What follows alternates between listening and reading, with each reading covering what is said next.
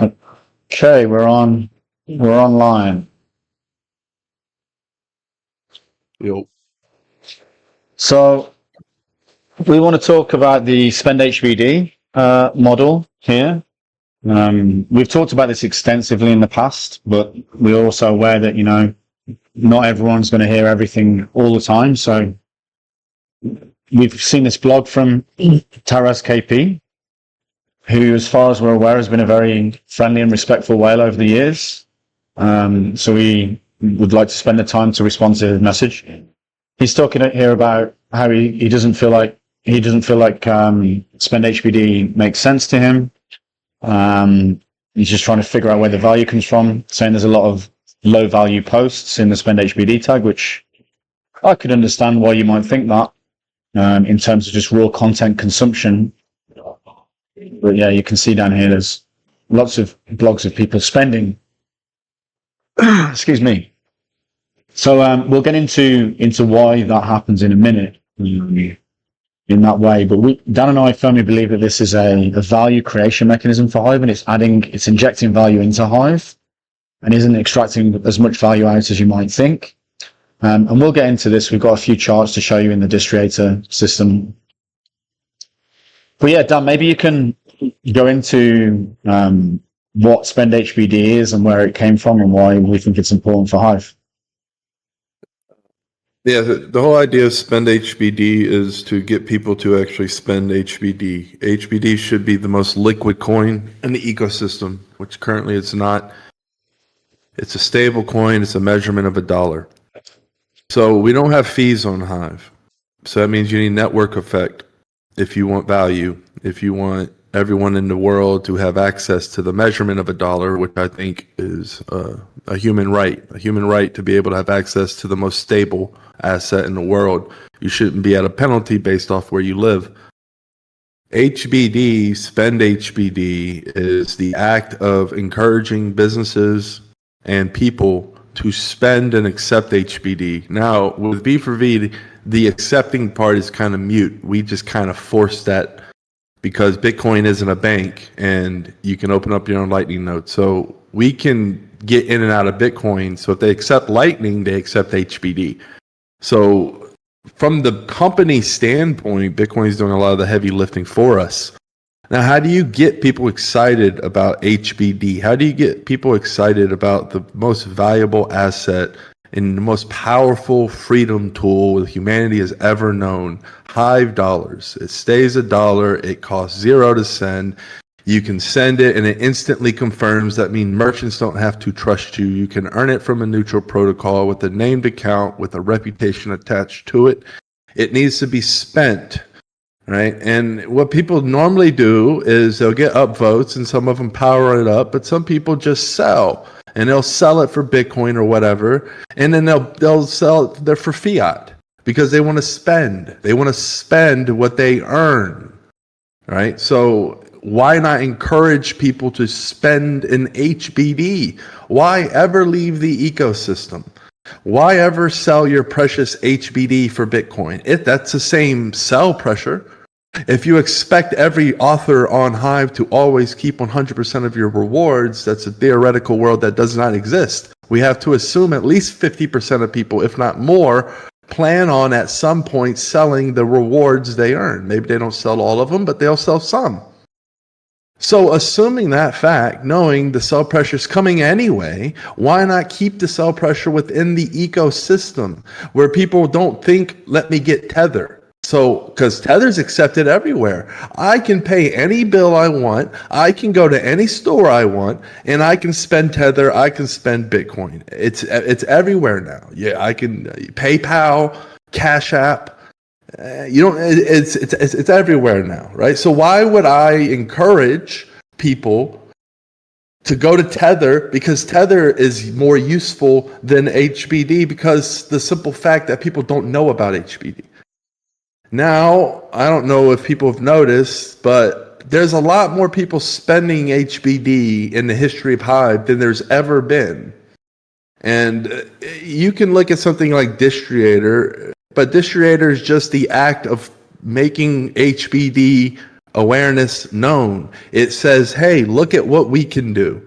It's one of those things when you hear it, it's too good to be true. And it's always good to be in shoes if you're the type to try to onboard or try to grow a network effect. Let's say, since we don't have fees on this chain, because if we did, it would break the whole model. 99% of the world wouldn't have access. So we went the feeless route. Well, there is no free lunch. And if you want the bills to be paid, there has to be value somewhere. And there is value in network effect. That's why Facebook was a losing company for the majority of his lifetime until it hit a network effect where there was enough people who found it useful every single day that they used it every single day. Just being useful and used every day makes you valuable. It makes you very valuable. And the more people that find and use HBD, use Hive, but in this particular sense, we're talking about HBD. We're talking about, I have a phone, I can send 0 fee to my friend, doesn't matter the country, it could be on Christmas Day, and it will hit their wallet, and it will confirm in under a second. And that's a measurement of a dollar that I never have to KYC, that I never have to worry about being taken out of my account. I can earn interest by self-holding, self-custody. I'm encouraged to self-custody because I have the same named account. So I don't have to worry about sending to some long stringed account. I can earn it. I don't have to go out and buy it. There's so many reasons to encourage the use and spend of HBD. I'm tired of seeing people sell their Hive for Tether, especially like if let's say you're in a bear market and you want to go risk off. Right? In the history of the chain, when people went risk off, they would go into Tether. And it's like, why not encourage HBD to be that method? So if you want to find ways to encourage people, well, saying, hey, if you document, and really it's much more than just spending. Mostly a lot of onboards. Yeah, you have some repetition, but there's a lot of new onboards, and it's a real person. And of course, you're going to have quality control. You're going to, things expand rapidly and reduce rapidly. And this is really started out as a hobbyist project, and it started to really grow. But the essence of it is absolutely dominant because Hive is the best money on earth. Hive dollar. If we're talking framework. Let's suck liquidity out of everything. And those like picture books that don't have color? You have the dinosaur, you have the star, and you can color it whatever you want. Well, let's say they're all blank. The best framework that you could possibly have for the measurement of a dollar is HBD, period. It is the apex asset when it comes to sending the measurement of a dollar. It is a liberating tool for every single human on this earth. Thus, the focus should be use Hive dollars, earn Hive dollars, spend Hive dollars. And Hive has the magical property of incentivized stakeholder distribution, where stakeholders can distribute their inflation based on where their perceived value, where they think this is giving the most value. And if you're thinking short term, they're just spending HBD, that's going to be a sell pressure instead of, they're spending HBD. That's making HBD more valuable. Because what do you think they're going to want to spend next time? Tether or HBD after they've gotten a kickback, after they had no fees? And if you don't want to use fees, what are you going to use? Tether on Tron? You're going to go there? Like, that's like going to the devil.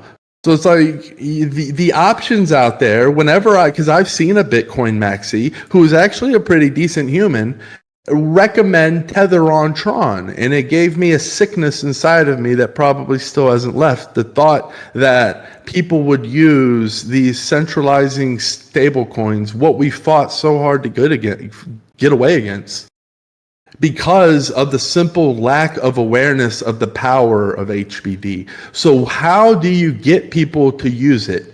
You give them a deal they cannot refuse, and that is a kickback. Not only is it free, not only is it feeless, you can earn, and you can earn a reputation at the same time. You can join communities, you can become a part of this. You start to realize, wow, this is much bigger than just a coupon program. Because to a lot of newcomers, that's the enticing part. I can earn a little bit of money back. Okay, that's cool. I've used lots of cryptos. That's fine. But then when they use Hive dollars, it hits different because it's real, and they can feel the difference, how authentic it is. And then maybe they make a great post, they recommend a restaurant, and then somebody says, you know what, based off your review, I went here. And where this can go, and if you keep an open mind, as a stakeholder, I would gladly incentivize that all day. I think that is very powerful in terms of getting people to basically brute force use HBD. And that's what we kind of did with the 20% APR. People thought, oh, that's way too high. And people are like, we're trying to show people that HBD is valuable, right? So we were stretching limits anyway, right? 20% is way, way, way more than what we're talking what little Distriator does.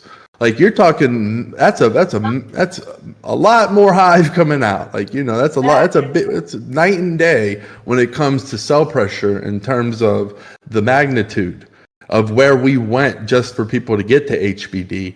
So now if you start looking at this as a revolutionized coupon program, but it takes coupons, it takes food reviews and just reviews in general, and social media like Instagram. It marries all three of them into a neat, nice little protocol, and it gives you a measurement of $1 that costs no fees, that you can send anywhere and that you can earn. It comes with all of that.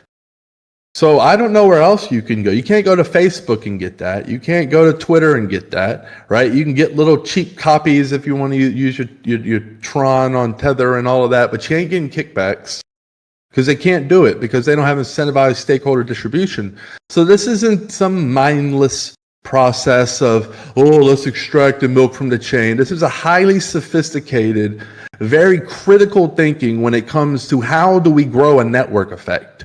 Because that would be the question I would ask. If you are against such a product, if you are against such an initiative, what would be your answer to grow the awareness and the brute force use of HBD? Because right now it is criminally underused. We only are listed on one exchange, and it's in Korea. The disrespect I feel every day from HBD not being where I know it should be, not because it benefits me, because it benefits literally everyone that uses it, because it does what it says on the tin. If you want the measurement of $1 with real, true censorship resistance, you can have it, and you can self-custody, and you can earn, and you can save with dignity. It doesn't matter what country you're in. You don't have to worry. You don't have to buy phone minutes. You don't have to rely on hyperflated things that become worthless than toilet paper. You can actually have the apex stability that everybody wants. And right now, that's $1. The great thing about Hive dollars is it could be Hive gold. It could be Hive silver. It could be whatever we want it to be. It could be Hive pie. It doesn't matter. But the point is, the measurement of the dollar isn't going away anywhere anytime soon. And I believe everyone in the world should have access to that. And I believe the way to do that is through initiatives like spend to earn. It's sort of like a coupon program. You kind of have to give a little. You have to be able to that's what these things are. You have to be able to be so useful that you out-survive the pressure of growing. If you want a network effect, there's going to be pressure of the grow. And if you can't handle that, if you crumble under the